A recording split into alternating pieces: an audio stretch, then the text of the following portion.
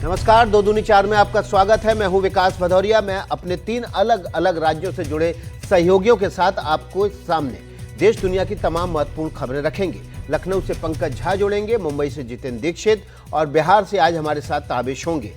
आज जो खबर हम दिल्ली से आपके सामने रखने जा रहे हैं वो प्रधानमंत्री नरेंद्र मोदी के बिहार दौरे से जुड़ी हुई है। बिहार का दौरा प्रधानमंत्री नरेंद्र मोदी का क्यों अहम है, ये सबको पता है। बिहार में आने वाले समय में विधानसभा चुनाव होने हैं, ऐसे में बीजेपी का सारा फोकस अब बिहार पर है। प्रधानमंत्री ने वहां पर किस तरह से कांग्रेस और आरजेडी को निशाने पर लिया, ये सब कुछ हम विस्तार से आपके सामने रखेंगे। लेकिन अगली खबर के लिए हम चलते हैं मुंबई जितेंद्र दीक्षित के पास।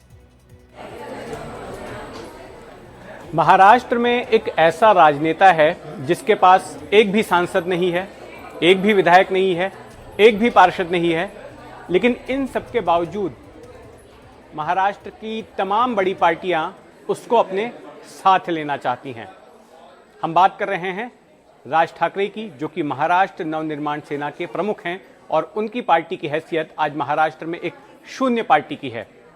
लेकिन क्या वजह है कि तमाम बड़े राजनेता उनको अपने साथ लेना चाहते हैं, उनको अपने पाले में लेना चाहते हैं? तो आज की मुंबई से बड़ी खबर यही रहेगी। लेकिन उससे पहले चलते हैं मेरे सहयोगी पंकज झा के पास लखनऊ। मुसलमान को लेकर बदल गया है समाजवादी पार्टी का प्लान। फॉर्मूला यह बना है कि मुसलमान के साथ तो रहेंगे लेकिन नजर नहीं आएंगे। इस तरह की रणनीति का आइडिया अखिलेश यादव को बिहार से मिला है। लेकिन खतरे की बात यह भी है कि राहुल गांधी के नेतृत्व में कांग्रेस इन दिनों मुसलमानों को लेकर एग्रेसिव पॉलिटिक्स कर रही है। आखिर अखिलेश यादव का ये नया वाला प्लान क्या है, जिसको लेकर वो लगातार 2 दिनों तक मुस्लिम समाज के नेताओं के साथ बैठक कर चुके हैं? इसी पर आज विस्तार से बात करेंगे। चलते हैं बिहार, ताबिश के पास। शुक्रिया। बिहार में चुनाव होने हैं और उससे पहले यहाँ पर जो तमाम पार्टियां हैं वो अपनी सियासत को साधने की कोशिश कर रही हैं। और आरजेडी को लेकर एक बड़ी खबर यह है कि वहाँ पर राष्ट्रीय अध्यक्ष जो है वो बदले जा सकते हैं। लालू यादव 28 साल बाद हट सकते हैं और उनके बेहद करीबी जगदानंद सिंह को वो आरजेडी का अध्यक्ष बना सकते हैं। हालांकि 5 तारीख को चुनाव होने हैं, लेकिन उससे पहले इस बात की चर्चा जोरों पर है कि आरजेडी एक नए अध्यक्ष को बना सकती है और इसके जरिए एक जातीय समीकरण साधने की कोशिश आरजेडी की तरफ से हो सकती है। विकास, ताबिश के पास हम बाद में चलेंगे खबर के विस्तार के लिए। शुक्रिया ताबिश आपका। तो अब दिल्ली से जो हम खबर करने जा रहे हैं वो सबसे पहले आपके सामने रख देते हैं। प्रधानमंत्री नरेंद्र मोदी 3 देशों के दौरे से लौटकर जैसे ही देश आए उसके बाद उन्होंने बिहार का दौरा शुरू कर दिया। बिहार का दौरा इसलिए भी महत्वपूर्ण है क्योंकि बिहार में विधानसभा चुनाव होने वाले हैं। अक्टूबर-नवंबर में ये चुनाव होंगे और उससे पहले सभी पार्टियां अपनी ताकत जमीन पर दिखाना चाहती हैं। प्रधानमंत्री आज जब बिहार गए हैं तो उसका मकसद है कई सारी परियोजनाओं की सौगात बिहार को देना। और देखिए, इस बीच जो तमाम सौगातें हैं प्रधानमंत्री नरेंद्र मोदी आज बिहार को दे रहे हैं वो हम आपके सामने रख देते हैं। बिहार की सीवान की धरती से पीएम मोदी 10,000 करोड़ रुपए से अधिक की विकास परियोजनाओं का शिलान्यास और उद्घाटन कर रहे हैं। इसमें पटना गोरखपुर वंदे भारत ट्रेन का उद्घाटन भी शामिल है। सीवान और सासाराम में सीवेज नेटवर्क आरा और सीवान में जलापूर्ति परियोजनाएं और पीएम आवास योजना के तहत 53,666 बेघर लोगों को पहली किस्त दी जाएगी। पीएम मोदी ने बिहार के विभिन्न शहरों में 5900 करोड़ रुपए की लागत के तहत नमामि गंगे परियोजना से जुड़े सीवरेज ट्रीटमेंट प्लांट और जलापूर्ति विभिन्न परियोजनाओं का शिलान्यास और उद्घाटन किया है। सीवान की धरती से पीएम मोदी ने कुल 28 परियोजनाओं का शिलान्यास किया है। इन परियोजनाओं का मकसद बिहार के बुनियादी ढांचे को मजबूत करना है। लेकिन आज जब प्रधानमंत्री नरेंद्र मोदी सीवान पहुंचे तो वहां पर प्रधानमंत्री नरेंद्र मोदी ने सीधे तौर पर आरजेडी पर निशाना साधा और आरजेडी को निशाने पर लिया। आरजेडी पर हमला करते हुए उन्होंने बोला कि हाल ही में बाबा साहब को लेकर सियासत गर्म की गई। लेकिन आरजेडी पर निशाना साधते उन्होंने कहा कि बाबा साहब का जिस तरह से अपमान किया गया उसके बाद अब इनको माफ नहीं किया जा सकता। बाबा साहब आंबेडकर भी इस प्रकार की राजनीति के बिल्कुल खिलाफ थे। इसलिए लोग कदम कदम पर बाबा साहब का अपमान करते हैं। अभी पूरे देश ने देखा है कि आरजेडी वालों ने बाबा साहेब की तस्वीर के साथ क्या व्यवहार किया। मैं देख रहा था बिहार में पोस्टर लगे हैं कि बाबा साहब के अपमान पर माफी मांगो, लेकिन मैं जानता हूं ये लोग कभी माफी नहीं मांगेंगे, क्योंकि इन लोगों के मन में दलित, महादलित, पिछड़े, अति पिछड़े के प्रति कोई सम्मान नहीं है। आरजेडी और कांग्रेस बाबा साहब आंबेडकर की तस्वीर को पैरों में रखती है, जबकि मोदी बाबा साहब आंबेडकर को अपने दिल में रखता है। बाबा साहब का अपमान करके लोग खुद को बाबा साहब से भी बड़ा दिखाना चाहते हैं। बिहार के लोग बाबा साहब का यह अपमान कभी नहीं भूलेंगे। लालू प्रसाद यादव के जन्मदिन के मौके पर एक व्यक्ति लालू प्रसाद यादव का स्वागत करने के लिए पहुंचा था। वो हाथ में बाबा साहब अम्बेडकर की एक फोटो उनको भेंट स्वरूप देना चाहता था। वो तस्वीर लालू प्रसाद यादव ने स्वीकार नहीं की और उनके पैर जहां पर थे वहीं पर वो तस्वीर रखी रही और लालू प्रसाद यादव ने पैर भी नहीं हटाए। इसको लेकर बिहार की सियासत गरमाई थी और इसी बात पर प्रधानमंत्री नरेंद्र मोदी ने आज लालू प्रसाद यादव और आरजेडी को आड़े हाथों लिया है। अब जान लेते हैं प्रधानमंत्री मोदी ने आज की रैली में कौन कौन सी बड़ी बातें कही हैं। ये बड़ी बातें आपके सामने रख देते हैं। आरजेडी कांग्रेस पर पीएम मोदी का सीधा हमला था इस रैली के दौरान। युवाओं को जंगल राज का अंदाजा नहीं है, प्रधानमंत्री नरेंद्र मोदी ने ये कहा। जंगल राज लाने वाले फिर मौका देख रहे हैं और पुराने कारनामे दोहराने का मौका देखा जा रहा है। इसके अलावा प्रधानमंत्री ने कहा कि पहले बिना सिफारिश के नौकरी नहीं मिलती थी और साथ ही साथ प्रधानमंत्री नरेंद्र मोदी ने आगे जोड़ते हुए कहा कि आरजेडी ने सिर्फ गरीबी हटाने का सपना दिखाया है, गरीबी नहीं हटाई। प्रधानमंत्री ने आगे अपनी रैली में कहा कि बीजेपी ने लोगों को गरीबी से बाहर निकाला है, जबकि आरजेडी ने सिर्फ सपना दिखाया। विश्व बैंक भी भारत की तारीफ कर रहा है। आज बिहार में नए स्टार्टअप खुल रहे हैं और कांग्रेस राज में गरीबों को घर नहीं दिया गया है, जबकि मोदी सरकार ने घर दिया है। आगे प्रधानमंत्री कहते हैं कि पंजा लालटेन ने स्वाभिमान पर चोट पहुंचाई है और गरीब से लेकर हर व्यक्ति उनके जंगल राज में परेशान ही रहा है। तो इस तरह से प्रधानमंत्री नरेंद्र मोदी ने कांग्रेस और आरजेडी को सीधे निशाने पर लिया है। जाहिर है पीएम मोदी बिहार पर फोकस कर रहे हैं, क्योंकि नवंबर में बिहार में चुनाव होने। एक नज़र डालते हैं कि पीएम ने हाल फिलहाल में अपने बिहार के दौरे के दौरान किस रैली में किस मुद्दे को उठाया और छुआ है। तो 24 फरवरी की बात कर लेते हैं। भागलपुर में इसी साल प्रधानमंत्री नरेंद्र मोदी की रैली थी। भागलपुर में पीएम मोदी ने आरजेडी पर बड़ा हमला करते हुए कहा था कि जंगल राज वाले महाकुंभ को गाली दे रहे हैं, जो चारा खा जाते हैं वो बिहार की हालत नहीं बदल सकती। यहाँ पर सीधे तौर पर आरजेडी निशाने पे थी। और 29-30 फरवरी को पटना विक्रमगंज में रैलियां थी प्रधानमंत्री की इसी साल। उस समय प्रधानमंत्री नरेंद्र मोदी ने बीजेपी कार्यकर्ताओं को संबोधित करते हुए कहा था कि जीत के लिए उन्हें 10 सूत्रीय फार्मूला अपनाना चाहिए और इस 10 सूत्रीय फार्मूले को अपनाने से फिर से बीजेपी और यहां पर एनडीए सरकार बना पाएगा। 24 अप्रैल 2025 को मधुबनी की ऐतिहासिक रैली, इसमें प्रधानमंत्री नरेंद्र मोदी ने पहलगाम हमले के बाद मधुबनी से उन्होंने पहली बार कहा था कि पाकिस्तान को सीधे चेतावनी दी थी यहां से और कहा था कि आतंक फैलाने वालों को मिट्टी में मिला दिया जाएगा। आज प्रधानमंत्री नरेंद्र मोदी सीवान में थे और सीवान में उन्होंने जंगल राज की याद दिलाते हुए युवाओं से आह्वान किया है। हमारे साथ वरिष्ठ सहयोगी जुड़ेंगे, लेकिन उससे पहले हम चलते हैं वरिष्ठ पत्रकार रवि उपाध्याय के पास, जो कि पटना से जुड़े हैं सीधे। रवि उपाध्याय जी, आपका स्वागत है एनडीटीवी में। आज प्रधानमंत्री की रैली सीधे तौर पर जंगल राज को निशाने पर लिया, याद दिलाने की कोशिश की कि जंगल राज लौट आएगा और साथ ही साथ बाबा साहब अम्बेडकर के अपमान को यहाँ पर फिर से हवा देने की बीजेपी ने कोशिश की। प्रधानमंत्री नरेंद्र मोदी ने जब ये कहा कि पटना में देखा हमने कि पोस्टर लग गए थे माफी मांगो के। नहीं, एक बात हम समझ पा रहे हैं कि प्रधानमंत्री की जो आज जो रैली है, जो सभा हो रही है सीवान में, वो सीवान जो है तो आरजेडी का स्ट्रांग होल्ड वाला इलाका माना जाता है। क्योंकि देखिए, आप बीते लोकसभा चुनाव को ही आप देखिए, वहां पर निर्दलीय हेना साहब मरहूम मोहम्मद शहाबुद्दीन की पत्नी लड़ी और राष्ट्रीय जनता दल जो लालू प्रसाद यादव की पार्टी है उसे अवध बिहारी चौधरी लड़े। तो वो दोनों का जो वोट का डिवीजन हुआ, उस बीच में जो स्पेस मिला उससे जेडीयू वहां से जीत सकी वहां से। तो ये सबसे समझने वाली बात है। अगर यदि हेना साहब जो राजद जो निर्दलीय लड़ी थी, राजद के पूर्व सांसद बाहुबली शहाबुद्दीन की पत्नी और अवध बिहारी चौधरी जो राजद उम्मीदवार थे, उनके वोट को अगर आप क्लब कर दीजिएगा तो फिर वहां से एनडीए का जीतना या जेडीयू का जीतना नामुमकिन सा था। तो वहां पर देखिए सीवान में नरेंद्र मोदी की आज सभा करना, तो वहां से कई तीर आज छोड़े गए हैं।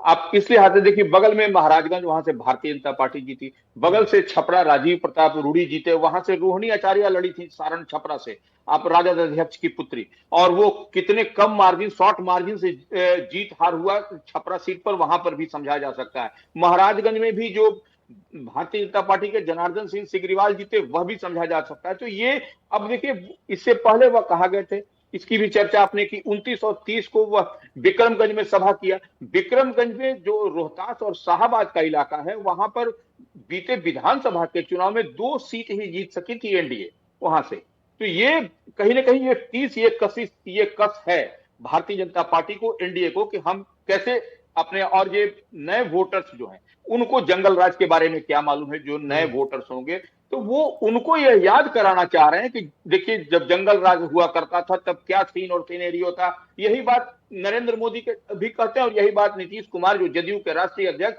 बिहार के मुख्यमंत्री हैं, कि पहले 5 बजे के बाद कोई घर से बाहर निकलता था जी महिलाएं, यही एकदम डॉट डॉट में आप मिला करके देखिए, यही नीतीश कुमार बोलते हैं। तो ये याद कराने की बात है, क्योंकि जो नए वोटर्स हैं उनको कतई याद नहीं है कि जंगल राज क्या था। तो ये आपको याद कराने की बात है। और वही आज जो सो प्रधानमंत्री नरेंद्र मोदी सीवान की सभा में निश्चित रूप से उन्होंने कई सारे प्रोजेक्ट दिया, कई बेघरों को घर दिया गया, तो यह सब, और वाटर ट्रीटमेंट प्लांट बना, आपको नई वंदे भारत एक्सप्रेस ट्रेन मिली। तो ये अब देखिए वहां पर है क्या कि वंदे भारत में क्या आम आवाम चढ़ पाती है क्या? ये योजना, ये आज प्रधानमंत्री की रैली से पहले जब हम लोगों से बात कर रहे थे, यही लोग कह रहे थे कि आम आवाम के लिए कौन सी ट्रेन होगी, यह वंदे भारत तो विशिष्ट लोगों के लिए है, उसमें पैसे की राशि काफी लगती है। यह कई सारे सवाल हैं। और ये अति पिछड़े जो प्रदेश हैं, वहां पर आप जो सीवान जैसे इलाके में आप किस तरीके की बात आप कह रहे हैं, वाटर, हर घर नल का जल, आप देखिए उठा के, हर घर नल का जल एक बहुत अच्छी योजना है। इसमें वो महत्वाकांक्षी योजना है बिहार सरकार और केंद्र सरकार की, लेकिन आप टोटी जब खोलिएगा तो कई नल में जल आपको जल नहीं दिखाई पड़ेगा। तो ये सब बात कही जाती है। तो ये निश्चित रूप से एक लाउड एंड क्लियर मैसेज प्रधानमंत्री देना चाह रहे हैं कई योजनाओं का, जैसे 54,000 बेघर लोगों को पीएम आवास योजना के तहत, और उसमें 6,700 परिवारों को प्रथम किस्त में आज जो है सो घर दिया जा रहा है। तो यह तो नतीजे के आधार पर यह कहा कि अगर दोनों के वोटों को क्लब कर लिया जाए तो एनडीए नहीं जीत सकता। लेकिन हर चुनाव अलग होता है। अब तो विधानसभा चुनाव है, और विधानसभा चुनाव में पिछली बार क्या हालत हुई थी आपको भी पता है। बिल्कुल नहीं, ये देखिए हर जगह का आप देखिए, हमने क्या कहा कि शाहाबाद और मगध, वहां पर आप देखिएगा कि बीते विधानसभा के चुनाव में, आपने 2020 के विधानसभा चुनाव में जबकि चिराग मॉडल चला था, तब जाकर के तो भी इन लोगों की बेहतर स्थिति मगध और शाहाबाद में एनडीए की नहीं थी। इसीलिए प्रधानमंत्री की जो विक्रमगंज में 29 और 30 को जो दौरे पर आए थे, 2 दिवसीय बिहार दौरे पर, वह विक्रमगंज में उनकी सभा हुई। और देखिए कि आप लोकसभा के चुनाव में, लेकिन क्या बिहार एक बार फिर से जंगल राज के प्रणेताओं को दोबारा लाने के लिए तैयार है? देखिए यह तो परसेप्शन और ये डेवलप करने की बात है। कौन जंगल राज, अब देखिए युवाओं के बीच, अब देखिए तेजस्वी यादव हैं, उनके साथ में सिर्फ एक ही बात है कि वह लालू यादव के पुत्र हैं। तो अब लालू यादव के पुत्र हैं, इससे अब उनको, पिता अगर यदि कोई गलती करता है तो पुत्र को उसका भरपाई करना पड़ेगा, यह तो नहीं होता है। तो यह निश्चित रूप से आप देखिए, और युवा लोग उनकी तरफ देख रहे हैं, तेजस्वी यादव की तरफ, इस बात को मानना पड़ेगा। और जो उनका जो कुनबा बढ़ रहा है, जो छोटे छोटे समाज के लोग, जो छोटे छोटे दल हैं, वह महागठबंधन इंडिया ब्लॉक में बड़ा सा वो ये एनडीए के जैसा 5 पांडव नहीं है बिहार में। यहाँ पर देखिए कई ऐसे दल हैं जिनके पास कुछ कुछ वोट है, वो सारे लोग समाहित हो रहे हैं। धीरे धीरे आपको महागठबंधन का इंडिया चलिए ठीक है रवि उपाध्याय जी, पूर्वाभ बढ़ रहा आप हमारे साथ बने रहिए। अगली खबर पर फिर हम आपके पास कमेंट के लिए लौटेंगे। प्रधानमंत्री नरेंद्र मोदी के आज बिहार दौरे से जुड़ा हुआ जो अपडेट था वो इतना ही। आगे खबरों के सिलसिले के लिए हम चलते हैं सीधे महाराष्ट्र, जितेंद्र दीक्षित के पास। धन्यवाद विकास। और महाराष्ट्र से खबर यह है कि एक ऐसा राजनेता जिसके पास एक भी एमएलए नहीं है, एक भी एमपी नहीं है, एक भी पार्षद नहीं है, और जिसकी हैसियत महाराष्ट्र में एक शून्य पार्टी की है, उस पार्टी के नेता के साथ महाराष्ट्र की बड़ी पार्टियों के नेता साथ लेना चाहते हैं, उस पार्टी को अपने साथ लेना चाहते हैं। बीएमसी के चुनाव नजदीक आ रहे हैं और उन चुनावों से पहले ये नेताजी बड़े डिमांड में हैं। नेता हैं महाराष्ट्र नवनिर्माण सेना के प्रमुख राज ठाकरे। अब देखिए, राज ठाकरे ने जब 2009 में पहली बार विधानसभा का चुनाव लड़ा था तब उनके पास 13 विधायक होते थे। हालांकि 13 का आंकड़ा 288 विधानसभा को अगर देखें तो बेहद कम है, लेकिन उन्होंने किया ये था कि जो अनडिवाइडेड शिवसेना थी उस वक्त, एमएनएस के उम्मीदवारों ने कई सीटों पर उस शिवसेना के उम्मीदवारों को हराने का काम किया था। वोट कट गए थे और एक वक्त तो ये कहा जाने लगा था कि एमएनएस ही बसली शिवसेना होने वाली है। लेकिन ठीक उसके अगले चुनाव में ही उनकी पार्टी धड़ाम से गिर गई। 2014 में सिर्फ एक ही विधायक जीता, 2019 में भी एक विधायक से आगे नहीं उठ पाई उनकी पार्टी, और अगर 2024 की बात करें तो एक भी विधायक नहीं जीत पाया। लेकिन इन्हीं राज ठाकरे को अब महाराष्ट्र के बाकी के तमाम दल अपने साथ लेना चाहते हैं। सबसे ज्यादा चर्चा हो रही है उन्हीं के अपने चचेरे भाई की पार्टी शिवसेना यूबीटी की, जिसके अध्यक्ष उद्धव ठाकरे हैं। और हाल ही में जब राज ठाकरे ने एक पॉडकास्ट दिया था तो उन्होंने बात कही कि महाराष्ट्र के हित के लिए वो साथ आ सकते हैं। उसके बाद से चर्चा शुरू हो गई, उद्धव ठाकरे की ओर से सकारात्मक संकेत दिए जाने लगे। और कल जब स्थापना दिवस के मौके पर एक आयोजन हुआ तो फिर से एक बार उद्धव ठाकरे ने इस बात के संकेत दिए कि वे राज ठाकरे के साथ जाने को तैयार हैं। सुनिए उद्धव ठाकरे ने क्या कहा। आहेत आता बातम्या सगळीकडे चालू आहेत, काय होणार, कसलं नाही होणार का, होणार की नाही होणार कळेल ना। जे यांच्या मनात आहे आणि राज्याच्या मनात आहे तेच मी करेन।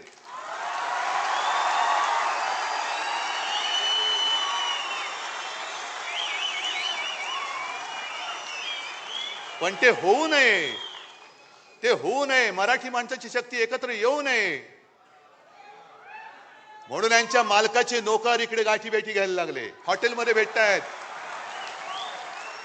मालकांचे नोकर तुम्ही, कारण जर का मुंबईवरती ताबा यांना मिळाला नाही आणि मुंबई परत शिवसेनेच्या ताब्यात आले, आम्ही घेणारच आहोत। म्हणून किती प्रयत्न चाललेत, होणारच नाहीत, होणारच नाही। अरे तुला काय करायचं, तुला नाही होत, आमचं आम्ही बघू ना, आम्ही बघू आमचं काय करायचं ते। तो उद्धव ठाकरे ये कह रहे थे कि हम तो साथ आना चाहते हैं, लेकिन कुछ लोग इस प्रयास में हैं कि हम साथ में ना आए।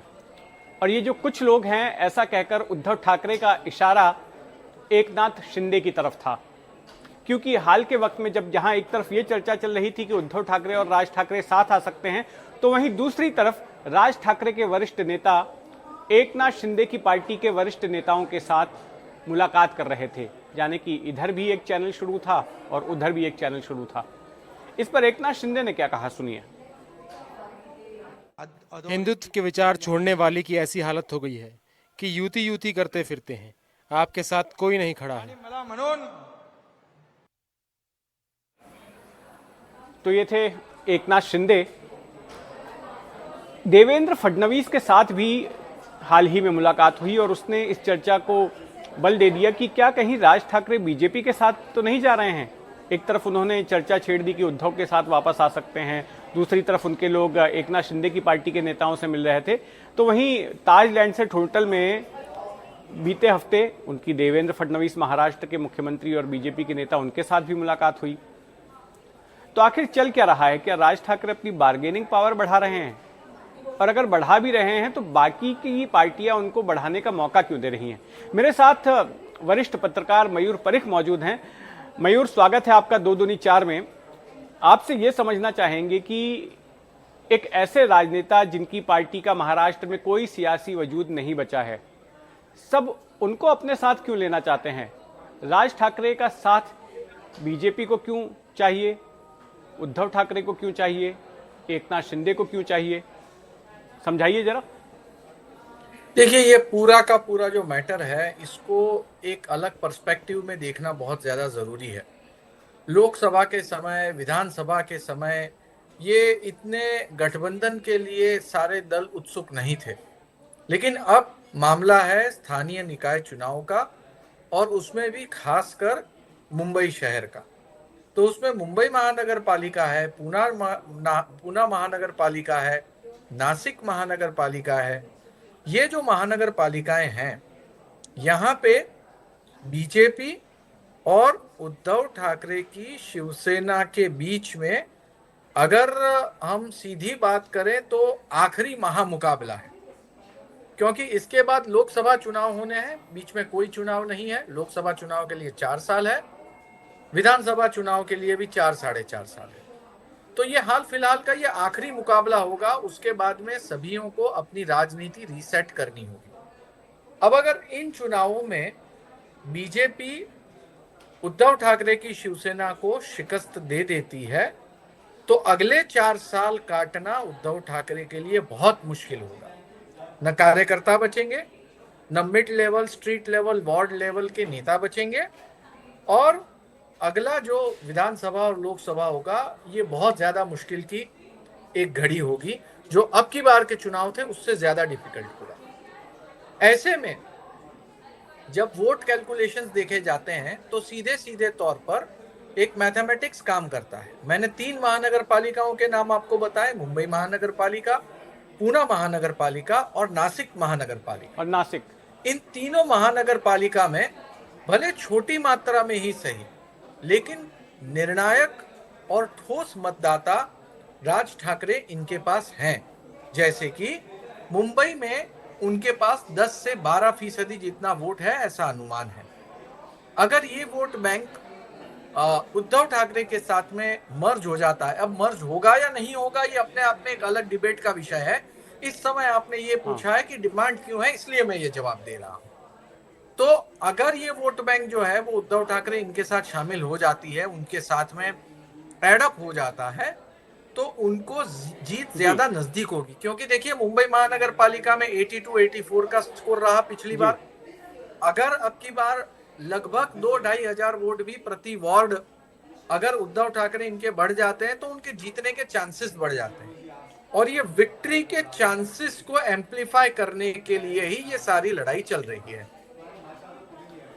तो मयूर, ये बताइए, जो अचानक फिर से राज ठाकरे मराठीवाद की ओर झुके हैं, बीच में उन्होंने अपने आप को हिंदुत्ववादी बना लिया था, अब फिर से मराठी का मुद्दा लिया है, तो क्या ये उसी रणनीति का हिस्सा है कि मराठी मानुस को दोनों पार्टियां मिलकर उनके लिए उनकी बात करेंगी और इसलिए मराठी के नाम पर दोनों साथ आएंगे, साथ जोड़ने के लिए मुद्दा अपनाया है?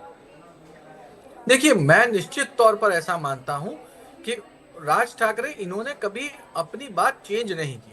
उनकी पार्टी का नाम ही महाराष्ट्र नवनिर्माण सेना है। महाराष्ट्र हमेशा उन्होंने महाराष्ट्र और मराठी को कोर में रखा, और जो हिंदुत्व था उसे सेंटर स्टेज में लेके आए। यही तो थे बाला साहेब ठाकरे कि मराठी की बात करेंगे, लेकिन हिंदुत्व को ब्रॉडली ये एक्सेप्ट करेंगे। और अब उद्धव ठाकरे इनकी राजनीति देखिए, उन्होंने जो सेंटर स्टेज का हिंदुत्व था उसके साथ कहीं ना कहीं कॉम्प्रोमाइज किया है। तो अगर राज ठाकरे ये मुद्दा इस समय उठाते हैं और बाद में हिंदुत्व के मुद्दे की ओर चले जाते हैं, तो बहुत ज्यादा डैमेजिंग होगा उद्धव ठाकरे के लिए, ऐसा मेरा मानना है। और इसीलिए वो जो मुद्दा उठा रहे हैं, ये कोर वोटर का मुद्दा है। 4 महीनों में चुनाव है और उन्हें उम्मीद है कि वो जो मुद्दे उठा रहे हैं उनका उन्हें चुनाव में भरपूर लाभ होगा। बिल्कुल मयूर, तो हम देखते हैं कि आगे ऊंट किस करवट बैठता है, यानी कि कौन सी पार्टी के साथ राज ठाकरे का गठजोड़ होता है चुनाव से पहले, ये देखना बड़ा दिलचस्प होगा। तो ये खबर मुंबई से थी। अब आइए चलते हैं लखनऊ, मेरे सहयोगी पंकज झा के पास। मुसलमानों को लेकर समाजवादी पार्टी का प्लान बदल गया है। कहा जा रहा है मुसलमान को लेकर बदल गया अखिलेश यादव का प्लान। आज इसी प्लान पर हम बात करते हैं। अखिलेश यादव ने बीते दिनों लखनऊ में समाजवादी पार्टी ऑफिस में दो बैठकें की, एक पार्टी के अल्पसंख्यक सभा की और दूसरी पसमानदा समाज की। आमतौर पर आपने सुना होगा कि बीजेपी जो है पसमानदा समाज को लेकर आवाज उठाती रही है, लेकिन अलग अलग अखिलेश यादव ने ये दो बैठकें की। इन बैठकों का लब्बो-लुबाब ये निकला है कि हम साथ तो हैं मुसलमानों के, लेकिन साथ नजर नहीं आएंगे। मुस्लिम नेताओं से बातचीत करते हुए उन्होंने साफ साफ कहा कि हम आपसे जुड़े मुद्दों पर सड़क पर नहीं आएंगे। आपको अगर अपनी बेहतरी लानी है तो आप सरकार को बदलिए, लेकिन हम सीधे सीधे वो काम नहीं करेंगे जिससे यूपी में सांप्रदायिक ध्रुवीकरण हो सकता है और फिर इसका सीधा सीधा फायदा बीजेपी को मिल सकता है। और बीजेपी यही चाहती है। इसीलिए अखिलेश यादव ने अपने पार्टी के नेताओं को कहा है कि आप इससे बच कर रहिए। इसका आइडिया उन्हें 2015 के बिहार विधानसभा चुनाव से मिला है, जब जेडीयू और आरजेडी का गठबंधन था और प्रशांत किशोर तब चुनावी रणनीतिकार के तौर पर इस गठबंधन से जुड़े थे और तब कई सारे फैसले लिए गए थे, जिसमें यह हुआ था कि इन दोनों पार्टियों का कोई मुस्लिम नेता टीवी न्यूज चैनलों के डिबेट में नहीं जाएगा, मंच पर कोई मुस्लिम चेहरा नजर नहीं आएगा, क्योंकि इससे बीजेपी को सांप्रदायिक ध्रुवीकरण करने का मौका मिल सकता है। अब अखिलेश यादव भी उसी फॉर्मूले पर चल रहे हैं। बीते दिनों अगर देखिए कई ऐसे मुद्दे रहे जहां अखिलेश की खामोशी जो है वो कई सवाल उठाती है। जैसे अलीगढ़ में मुस्लिम नौजवानों का मॉब लिंचिंग हुआ, लगातार भारत नेपाल सीमा पर बने मदरसों पर बुलडोजर चल रहा है, जिसे कहते हैं बाबा का बुलडोजर। योगी सरकार का बुलडोजर एक्शन लगातार जारी है। यही नहीं, समाजवादी पार्टी के प्रवक्ता रहे अशोका यूनिवर्सिटी के प्रोफेसर अली खान महमूदाबाद जब गिरफ्तार हुए तब भी समाजवादी पार्टी की तरफ से कोई रिएक्शन नहीं आया। सबसे बड़ा मुद्दा जो गाजी सालार मसूद के नाम पर यूपी के अलग अलग शहरों में मेले लगते थे, उन मेलों पर किसी न किसी बहाने रोक लग गई, लेकिन समाजवादी पार्टी के नेता इस पर भी साइलेंट है। तो आखिर इस रणनीति से क्या कोई फायदा हो सकता है? दूसरी तरफ राहुल गांधी के नेतृत्व में कांग्रेस लगातार मुसलमानों को लेकर एग्रेसिव पॉलिटिक्स कर रही है। कांग्रेस के सांसद इमरान मसूद भी लगातार कह रहे हैं, और वो तो अपने गठबंधन जो है कांग्रेस पार्टी का समाजवादी पार्टी से, उस पर कह रहे हैं कि समाजवादी पार्टी में तो मुसलमान सिर्फ दरी बिछाने का काम करते हैं। और देखिए, आज ही जब योगी आदित्यनाथ यूपी के मुख्यमंत्री गोरखपुर लिंक एक्सप्रेसवे का उद्घाटन करने पहुंचे आज, तो उन्होंने इशारों में अखिलेश यादव का नाम लिए बिना आजमगढ़ में वही वाले एजेंडे पर अखिलेश यादव पर आरोप मढ़ भी दिया, क्योंकि अखिलेश यादव आजमगढ़ से लोकसभा के सांसद भी रहे हैं। सुनिए क्या कहा यूपी के मुख्यमंत्री ने। ये वही लोग हैं जो आज आपको गुमराह करने के लिए फिर से ईमानदारी का चेहरा दिखाने के लिए आपके पास आएंगे। तब तो इन्होंने पूर्वांचल एक्सप्रेसवे नहीं बनाया, महाराज सोहेल देव के नाम पे विश्वविद्यालय नहीं बनाया, वे विकास नहीं करते थे, वे तो मुंबई की डी कंपनी को पालते थे, डी कंपनी को। अखिलेश यादव के लिए जो नया प्लान है, क्या ये आगे पहाड़ पीछे खाई जैसा है या फिर इससे उनकी पार्टी को फायदा मिल सकता है? हम बात करते हैं मुस्लिम मामलों के जानकार अतर हुसैन साहब हमारे साथ स्टूडियो में। अतर भाई, आपका बहुत बहुत स्वागत है। सबसे बड़ी बात ये आपने देखा होगा कि पिछले कुछ समय से इनसे जुड़े मुद्दे जो हैं जिस पर वोकल होना चाहिए, आमतौर पर AIMIM का असदुद्दीन ओवैसी बहुत वोकल हैं, कांग्रेस की तरफ से इमरान मसूद बहुत वोकल हैं। कांग्रेस और असदुद्दीन ओवैसी की पार्टी के बोले एक जैसे हैं आजकल समाजवादी पार्टी के खिलाफ कि वहाँ मुसलमान दरी बिछाता है, और अखिलेश यादव और समाजवादी पार्टी के लोग अभी चुपचाप हैं, बिल्कुल साइलेंट मोड में। ऐसा क्यों? इसमें इमरान मसूद, अगर उनका हम एक बयान लें तो वो मैं नहीं समझता कि पूरी तरह से वो पार्टी का बयान है। और इस पे जो उन्होंने अपना अधिवेशन किया था अखिलेश यादव, उसमें साफ कहा था कि इंडिया अलायंस अभी है। और कल अगर आप देखें तो राहुल गांधी की जब जन्मदिन पे ट्वीट किया तो उन्होंने जब जवाब में ख़ास तौर से वो टर्म इन्वोक किया PDA, जो कि अखिलेश यादव का दिया हुआ टर्म है और उनका कैंपेन है। तो मैं नहीं समझता कि कोई पॉलिटिकल उसमें असमंजस है। इमरान मसूद क्यों वो बयान दे रहे हैं, ये उनकी पार्टी का मामला है, वो देखे। और जहाँ तक MIM है, भाई उनकी जो लीडरशिप है एक मुस्लिम मेजॉरिटी एरिया से आती है और वहीं से वो जीतते हैं, तो उनकी लीडरशिप की जो सोच है, जो आइडियोलॉजी है, वो उस तरह से बनती है पर अजहर भाई मुझे एक बार बताइए कि अगर आप यूपी में मुस्लिम समाज के जो वोटर हैं 20% है, एक बहुत बड़ा वोट बैंक है, और ट्रेडिशनली समाजवादी पार्टी को कहा जाता है कि मुस्लिम समाज की पहली पसंद, लेकिन अगर आप उनके लिए बोलेंगे नहीं, उनके लिए साथ खड़े भी नहीं होंगे, तो फिर वोट कैसे मिलेगा? ये कैसी पॉलिसी है, कैसा प्लान है? आपको लगता है कि इससे नुकसान हो सकता है या फायदा होगा सपा को? अखिलेश यादव की लीडरशिप पे जो उनका पिछला काम है वो उस पे वोट हमेशा मांग रहे हैं, और अपने कार्डर के साथ भी जो उनका इंटरेक्शन रहा है तो उसमें उन्होंने यही बातें कही, हम अपने काम से वोट मांगेंगे। और ये बताना है कि जो अन्याय हो रहा है, जो समाज, जिन भी समाज के साथ, पीडीए समाज के साथ, वो अन्याय तभी समाप्त होगा जब समाजवादी पार्टी की सरकार आएगी। तो उनका फोकस है कि हम सरकार में आए और जो भी पीडीए के जो इश्यूज हैं, जिसमें अल्पसंख्यक समाज है, जो ए है, वो तभी एड्रेस होंगे। यही वो अपने कार्डर को कहते हैं कि वो मैसेज लेके जाएं और अपने आप को वोटर लिस्ट में एनलिस्ट करें। ये काम बताया है, आपको खामोशी से वोट और वोटर लिस्ट पे काम करना है। तो राज सवाल बोलने का तमाम उनके डेलीगेशंस जाते हैं, और जो आप भी देखते होंगे मीडिया में आता भी है, हम लोग के सामने भी आता है कि वो डेलीगेशंस, जो भी ऐसा वाकया कहीं भी होता है किसी भी समाज के साथ, चाहे उसमें मुस्लिम समाज हो और चाहे वो अभी कौशाम्बी जिले में ओबीसी पीडीए। अब अतर भाई, आपने एक बात कही कि काम के आधार पर, तो काम के आधार पर तो 2017 में ही यूपी की जनता उनको रिजेक्ट कर चुकी है, उसके बाद से सत्ता में नहीं है। दूसरी जो अहम बात यह है कि अगर आप, मुस्लिम समाज उनसे एक्सपेक्ट करता है कि ये जो मुद्दे उस पर वोकल होकर के आए, जैसे आजम खान करते थे, इमरान मसूद करते हैं, चंद्रशेखर रावण कर रहे हैं, अब तो मायावती भी करने लगी। अगर नहीं बोलेंगे तो फिर क्या होगा? देखिए, जो 2017 का आपने दिया, तो उसमें अगर हम पोस्ट पोल डेटा लें तो तकरीबन 90% मुसलमानों ने तो उनको वोट दिया, और उसके बाद 22 में भी दिया, और आज 24 का भी अगर हम पोस्ट पोल डेटा लेते हैं तो 90 से 95% ने इंडिया ब्लॉक को उत्तर प्रदेश में वोट दिया था। तो इस डेटा के हिसाब से अगर हम मुस्लिम वोट सेंट्रिक बात करें तो वो अभी भी कन्विंस्ड हैं अखिलेश यादव की लीडरशिप पे, और ये अखिलेश यादव को भरोसा है कि वो अभी भी उनके इस काम पे। और रहा सवाल जो मुस्लिम वोट है, आप भी जानते हैं, हम लोगों ने ये डिस्कशंस कई बार किए हैं, तो उसकी प्राथमिकता कहीं ना कहीं जो वोटिंग पैटर्न होता है, जो लास्ट मोमेंट पे डिसाइड होता है, अनडिसाइडेड वोटर, वो जो कि बहुत बड़ा शेयर होता है, उस पर काम है कि सबसे बड़ा कम्युनिटी का जो अनडिसाइडेड वोटर होता है। कहने का मतलब ये अतर भाई, आप जो कह रहे हैं कि मुसलमान बिल्कुल आखिरी समय में तय करता है कि वो अपना वोट किस पार्टी को देगा, जिसको बोलते हैं स्ट्रेटेजिक वोटिंग।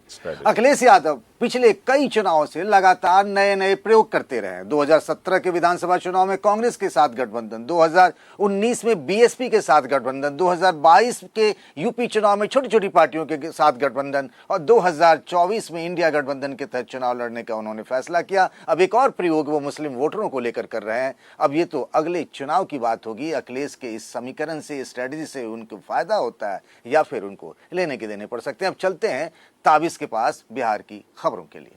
शुक्रिया पंकज। बिहार की अगर हम बात करें तो बिहार में चुनाव से पहले आरजेडी पूरी तरह से अपनी तैयारी करने के मूड में लग रही है, और कई सालों बाद ऐसा होने वाला है कि शायद परिवार से बाहर आरजेडी का कोई राष्ट्रीय अध्यक्ष यहाँ पर हो। लालू यादव 28 साल से जिम्मेदारी संभाल रहे हैं, और अब चर्चा इस बात को लेकर है कि परिवार से बाहर यहाँ पर जगदानंद सिंह को ये जिम्मेदारी आरजेडी दे सकती है। जगदानंद सिंह कौन है? आरजेडी में लालू यादव के बहुत करीबी हैं, कई बार के विधायक रहे हैं, सांसद रहे हैं, प्रदेश अध्यक्ष भी रहे हैं आरजेडी के। और आरजेडी की अगर हम बात करें तो क्योंकि इस पार्टी के साथ एक समीकरण जो है वो कहा जाता है कि मुस्लिम और यादवों को साधती हुई ये पार्टी चलती है, तो इससे बाहर निकलने की कोशिश आरजेडी की तरफ से यहाँ पर ये नजर आ रही है। जातीय समीकरण में अग्रणी और पिछड़ी जातियों को साधने के प्रयास आरजेडी के यहाँ पर ये हो सकते हैं। हालांकि अभी औपचारिक घोषणा नहीं हुई है, लेकिन इस बात की चर्चा काफी जोरों पर है कि यहाँ पर जगदानंद सिंह को नया राष्ट्रीय अध्यक्ष आरजेडी बना सकती है। इस पर चर्चा करते हैं, हमारे साथ रवि उपाध्याय जी जुड़े हुए हैं, वरिष्ठ पत्रकार हैं, बिहार के सियासत को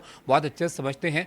रवि जी, ये जो फैसला यहाँ पर है जिसकी चर्चा अब हो रही है आरजेडी में, एक तीर से दो निशाने लगाती हुई आरजेडी यहाँ पर नजर आ रही है, आपको लगता है कितना कारगर होगा उनके लिए फैसला? नहीं, देखिए, एक जो जगदानंद सिंह है, निश्चित रूप से 2 टेन्योर बिहार राजद के प्रदेश अध्यक्ष रहे, और 2020 का विधानसभा चुनाव उन्हीं के नेतृत्व में, उन्हीं के कैप्टनशिप में, उन्हीं के नेतृत्व में बिहार प्रदेश राजद ने लड़ा था और बेहतर परफॉर्म किया था। तो ये आपने देखा कि वो विधानसभा का जो टैली है उसमें बड़े भाई की भूमिका में वो थी। महागठबंधन में, इंडिया ब्लॉक में कह लीजिए, या ऐसे भी आपको भारतीय जनता पार्टी से वो टक्कर देती हुई दिखाई पड़ी, जेडीयू को कहां ढकेल के ले गया, तो यह सब दिखाई पड़ता है। और देखिए इस बार का जो विधानसभा का आम चुनाव होने जा रहा है 1-2 महीने बाद, उससे पहले एक आपने देखा कि राजद ने किस तरीके से ओबीसी ईबीसी पर स्ट्राइक किया। मंगनी लाल मंडल जो कभी जदयू में नंबर 2 का ओहदा रखते थे, राष्ट्रीय उपाध्यक्ष होते थे, तो यह लालू प्रसाद यादव के टेस्टेड और ट्रस्टेड आदमी है। मंगनी लाल मंडल ओबीसी ईबीसी से आते हैं, अति पिछड़ा समाज से आते हैं, तो उनको प्रदेश अध्यक्ष की जिम्मेवारी दी गई।